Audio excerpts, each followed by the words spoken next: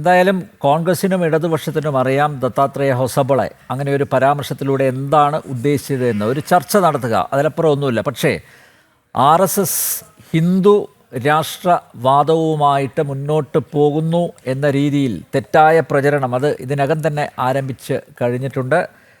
അത്തരം ചർച്ചകളല്ലേ ഇനി കൂടുതൽ നടക്കാൻ പോകുന്നത്, പ്രത്യേകിച്ച് നമ്മുടെ നാട്ടിൽ. അല്ല, നോക്കൂ, ഈ ഹിന്ദു രാഷ്ട്രം എന്ന് പറഞ്ഞാൽ ഇത് ഒരു ഹിന്ദു രാഷ്ട്രമാണ്. കാരണം ഹിന്ദു എന്ന് പറഞ്ഞു കഴിഞ്ഞാൽ ഹിന്ദുയിസം എന്ന് പറയുന്നത് കേവലം ഒരു മതം മാത്രമല്ല, ഈ നാടിന്റെ സംസ്കാരം കൂടിയാണ്.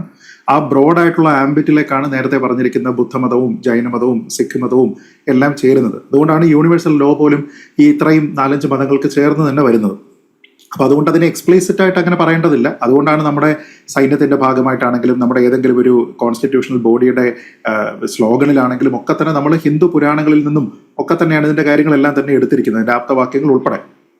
പിന്നെ ഇവിടെ രസകരമായിട്ട് എനിക്ക് തോന്നിയ മറുപടി പറയണമെന്ന് എനിക്ക് തോന്നിയ 1-2 കാര്യങ്ങൾക്ക് മറുപടി പറഞ്ഞു പോകാം. ഒന്ന്, ശ്രീ റജി ലൂക്കോസും അതേപോലെ ശ്രീ ആസഫ് അലിയും പറഞ്ഞൊരു കാര്യമാണ്. കാരണം നമ്മൾ ഈ പ്രത്യേകിച്ച് എഴുതി വെക്കേണ്ടതില്ല എങ്കിൽ, അതായത് നമ്മളുടെ ഭരണഘടനയിലുണ്ട് തത്വത്തിൽ നമ്മൾ സെക്യുലറും സോഷ്യലിസ്റ്റും ആണെങ്കിൽ പിന്നെ എന്തിനാണ് ഡെമോക്രാറ്റിക് ആണ് എന്ന് എഴുതി വെച്ചിരിക്കുന്നതെന്ന് ചോദിച്ചു. നല്ല ചോദ്യമാണ്. കാരണം നമ്മൾ ഡെമോക്രാറ്റിക് ആണല്ലോ, പക്ഷെ എന്തിനാണ് പ്രത്യേകമായിട്ട് എഴുതി വെക്കുന്നതെന്ന് അതിന് വളരെ കൃത്യമായിട്ടുള്ള ഒരു അർത്ഥമുണ്ട്. കാരണം നമുക്ക് പരിചയമില്ലാത്ത കുറെ കാര്യങ്ങളാണ് പ്രിയാമ്പിളിൽ എഴുതി വെച്ചിരിക്കുന്നത്. ഒന്ന്, ഇന്ത്യ ഒരിക്കലും ഒരു ഡെമോക്രാറ്റിക് കൺട്രി ആയിരുന്നില്ല. നമുക്ക് പരിചയമുണ്ടായിരുന്നത് ഫ്യൂഡലിസമാണ്, ബ്രിട്ടീഷ് രാജാണ്, മൊണാർക്കിയാണ്, കൊളോണിയലിസമാണ്, പ്രിൻസറി റൂളാണ്. ഡെമോക്രാറ്റിക് നേച്ചർ നമുക്ക് ഉണ്ടായിരുന്നില്ല. അപ്പൊ അതുകൊണ്ട് അത് എക്സ്പ്ലിസിറ്റ് ആയിട്ട് എഴുതണം. കാരണം ഈ പുതിയ രാജ്യം നിങ്ങൾക്ക് പുതുതായി ഗ്യാരണ്ടി ചെയ്യുന്നത് ഇന്നതാണ്. 2, അതിൽ എഴുതിയിരിക്കുന്ന മറ്റു വാക്കുകൾ നോക്കിയാൽ മനസ്സിലാവും. സോവറിൻ, നമുക്ക് പരമാധികാരം ഉണ്ടായിരുന്നു? ഇല്ല, ബ്രിട്ടീഷ് ഇന്ത്യക്കായിരുന്നു. നമുക്കുണ്ടായിരുന്നത് സ്ലേവറി ആയിരുന്നു. അതുകൊണ്ട് അത് വാഗ്ദാനം ചെയ്യേണ്ടതാണ്. റിപ്പബ്ലിക്, എന്തുകൊണ്ടാണ്? നമ്മുടെ ഹെഡ് ഓഫ് സ്റ്റേറ്റ് എലക്ട് ചെയ്ത് വരുന്നതാണ്, അതല്ലാതെ ഹെറിഡിറ്ററി ആയിട്ട് വരുന്നതല്ല, രാജഭരണമല്ല. അതുകൊണ്ട് റിപ്പബ്ലിക് ആണെന്ന് പറയണമായിരുന്നു. അടുത്ത 3 ജസ്റ്റിസ്, ലിബർട്ടി, ഇക്വാലിറ്റി. ഈ 3 കാര്യങ്ങൾ വന്നുണ്ടായിരുന്ന ആൾക്കാർക്ക് ഉണ്ടായിരുന്നില്ല എന്നറിയാമല്ലോ. ബ്രിട്ടീഷുകാരുടെ ജസ്റ്റിസ് നമ്മളുടേതല്ല. ഇവിടെ ആൾക്കാർക്ക് ലിബർട്ടി ഉണ്ടായിരുന്നില്ല, ഇവിടെയുള്ള ആൾക്കാർക്ക് ഇക്വാലിറ്റി ഉണ്ടായിരുന്നില്ല. ഇന്ത്യയിൽ ഉണ്ടായിരുന്ന ആൾക്കാർ പല തട്ടുകളിലായിരുന്നു.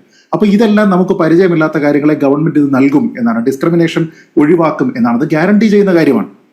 അതേപോലെ ഫ്രട്ടേണിറ്റി എന്ന് പറഞ്ഞു കഴിഞ്ഞാൽ നമ്മുടെ രാജ്യത്തിന്റെ യൂണിറ്റിയും ഇന്റഗ്രിറ്റിയും ഉറപ്പുവരുത്തുന്ന കാര്യമാണ്. നമുക്കൊരു പൊളിറ്റിക്കൽ ബൗണ്ടറി പോലും ഒന്നും അങ്ങനെ ഉണ്ടായിരുന്നില്ലേ. ഈ പൊളിറ്റിക്കൽ ഇന്ത്യയാണ് ആ സമയത്ത് രൂപപ്പെടുന്നത്. അതുകൊണ്ട് ഗവൺമെന്റിന് ഇത് കൊടുക്കണമായിരുന്നു.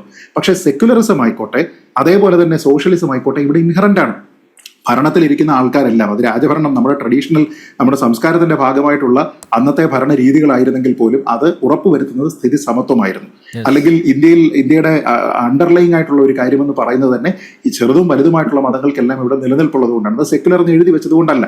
2, ഒരു കാര്യം കൂടി അദ്ദേഹം പറഞ്ഞിട്ടുണ്ട്. അതായത് താപ്പർ കേസിനെ പറ്റി അദ്ദേഹം പറഞ്ഞു. ആ താപ്പർ കേസിനെ പറ്റി അദ്ദേഹം പറഞ്ഞിരിക്കുന്ന വ്യാഖ്യാനം തെറ്റാണ്, ഫാക്ട് കറക്റ്റ് ആണെങ്കിലും. കാരണം ഈ അഭിപ്രായ സ്വാതന്ത്ര്യത്തിന് കൂച്ചുവിലം കിടുന്ന രീതിയിലത്തേക്കുള്ള ഒരു കണ്ടീഷൻ നമ്മുടെ ഫസ്റ്റ് അമെന്റ്മെന്റിന്റെ ഭാഗമായിട്ട് ഉണ്ടാകുന്നത് അത് ശ്രീ റജി ലൂക്കോസ് ഒരുപക്ഷെ പ്രതിരോധിക്കേണ്ടതായിരുന്നു. കാരണം ഈ താപ്പർ ഒരു കമ്മ്യൂണിസ്റ്റുകാരനാണ്. അപ്പൊ അദ്ദേഹം അവിടെ ക്രോസ് റോഡ്സ് എന്ന് പറഞ്ഞിട്ടുള്ള ഒരു ജേർണൽ പബ്ലിഷ് ചെയ്യുന്നുണ്ടായിരുന്നു. അപ്പൊ ആ ജേർണലിൽ അദ്ദേഹം വളരെ സ്കേറ്റിംഗ് ക്രിറ്റിസിസം ആണ് അത് അടിച്ചു വിട്ടിരുന്നത്. അപ്പൊ അങ്ങനെ വിട്ടിരുന്നത് കൊണ്ട് ഇത് പബ്ലിക് സേഫ്റ്റിയെ ബാധിച്ചേക്കാം, അതായത് ബാധിക്കുമെന്നല്ല, ബാധിച്ചേക്കാം എന്ന് കണ്ടുകൊണ്ടാണ് സർക്കാർ ഈ ക്രോസ് റോഡ്സിനെ ബാൻ ചെയ്യാനായിട്ട് വരുന്നത്. പക്ഷെ ഇത് പബ്ലിഷ് ചെയ്തിരിക്കുന്ന താപ്പർക്കെതിരെ ഒരു ക്രിമിനൽ കേസ് പോലും ഇല്ല, അയാളെ അറസ്റ്റ് ചെയ്യുന്ന പോലും ഇല്ല. എന്ന് വെച്ചാൽ ഗവൺമെന്റിന്റെ ഉദ്ദേശം ഇവിടെ ഒരു പബ്ലിക് ഇൻട്രസ്റ്റ് ഉണ്ട് അല്ലെങ്കിൽ ഉണ്ടാകും എന്ന് സ്ഥാപിക്കലല്ല, മറിച്ച് ഈ പരിപാടി അങ്ങ് നിർത്തുക എന്നുള്ളതാണ്. അതുകൊണ്ട് കോടതിയിൽ പോയപ്പോഴത്തേക്ക് ഡെത്ത് ത്രെട്ട് ഇഷ്യൂ ചെയ്തു എന്ന് അദ്ദേഹം പറഞ്ഞിരിക്കുന്നതിന്റെ പേരിലല്ല, മറിച്ച് ഫ്രീ പൊളിറ്റിക്കൽ ക്രിറ്റിസിസം എന്ന് പറയുന്ന കാര്യത്തിനെ തടയാൻ പറ്റില്ല എന്നാണെന്ന് കോടതി പറഞ്ഞിരിക്കുന്നത്.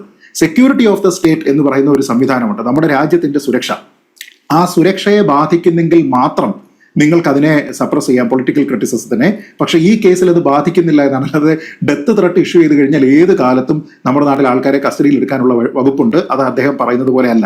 പിന്നെ ഒരു ചെറിയ കാര്യം, അടിയന്തരാവസ്ഥ ഉണ്ടാകുന്ന സമയത്ത് ഇനി ഭാവിയിൽ ഇങ്ങനെ ഒരു BJP എന്നൊരു സംവിധാനം ഉണ്ടാകും എന്ന് കരുതിയിട്ട് ഒരുപക്ഷെ അങ്ങനെ പ്രൊവിഷൻസ് എക്സ്പ്ലിസിറ്റ് ആയിട്ട് എഴുതി ചേർത്തു എന്ന് പറഞ്ഞു കഴിഞ്ഞാൽ അന്ന് ജനതാ പാർട്ടി പോലും ഇല്ല. പോട്ടെ, BJP പോട്ടെ, അന്ന് ജനതാ പാർട്ടി പോലും ഇല്ല. അതുപോലെ അടിയന്തരാവസ്ഥ കഴിയുന്ന സമയത്താണ് ഉണ്ടാകുന്നത്. ശങ്കു പറഞ്ഞിരിക്കുന്ന ജനസംഘം അധികാരത്തിൽ വരുമെന്ന രീതിയിലത്തേക്കൊക്കെ അന്നുണ്ടായിരുന്ന ആൾക്കാരൊക്കെ ചിന്തിച്ചു എന്ന് പറഞ്ഞു കഴിഞ്ഞാൽ അത് വളരെ വിദൂര ഭാവനയാണ്. ആ രീതിയിലത്തേക്ക് BJP-ക്കാർ പോലും 1990-ൽ അംബീഷ്യസ് ആയിട്ട് നടത്തുന്ന ഒരു പദ്ധതിയാണ്. അത് കഴിഞ്ഞിട്ട് 20 വർഷം കഴിഞ്ഞതിന് ശേഷം. അപ്പൊ ഞാൻ പറയുന്നത്, ശങ്കു പറഞ്ഞിരിക്കുന്ന ആ ഒരു പോയിന്റ് ആണ് റെലവെന്റ്. നമ്മുടെ ഭരണഘടന ഇസ് എ ലിവിംഗ് ഡോക്യുമെന്റ്. അത് ജീവിക്കുന്ന ഒരു രേഖയാണ്. അതിന് ഇത്ര പ്രാവശ്യമേ അമെൻഡ് ചെയ്യാവൂന്നോ ഇത്ര വർഷം വരെ അമെൻഡ് ചെയ്യാവൂ എന്ന് പറയുന്നില്ല. അത് എങ്ങനെ അമെൻഡ് ചെയ്യണം എന്നുള്ള ഒരു പ്രൊവിഷൻ ഉണ്ട്. അതിനെ സസ്പെൻഡ് ചെയ്തുകൊണ്ട് ഇന്ദിരാഗാന്ധി അമെൻഡ് ചെയ്യുന്ന രീതിയിലത്തേക്ക് നമ്മൾ അമെൻഡ് ചെയ്താൽ അത് തെറ്റാണെന്ന് പറയാം. അതല്ല എങ്കിൽ അതിനർത്ഥം നമ്മളെ ഭരിക്കാനായിട്ട് നിയമങ്ങൾ നിർമ്മിക്കുന്നതിന് വേണ്ടിയിട്ട് നമ്മൾ തെരഞ്ഞെടുത്ത് വിട്ടിരിക്കുന്ന ജനപ്രതിനിധികളിൽ പറയപ്പെട്ട ഭൂരിപക്ഷം എന്താണോ അതിനനുസരിച്ചിട്ട് എന്ത് കാര്യം ചെയ്തു കഴിഞ്ഞാലും അത് നിയമപരമാണ്. അതല്ല എങ്കിൽ കോടതിയിൽ പോയി ചലഞ്ച് ചെയ്യാം. ഏറ്റവും സിമ്പിൾ ആയിട്ടുള്ള കാര്യമല്ലേ.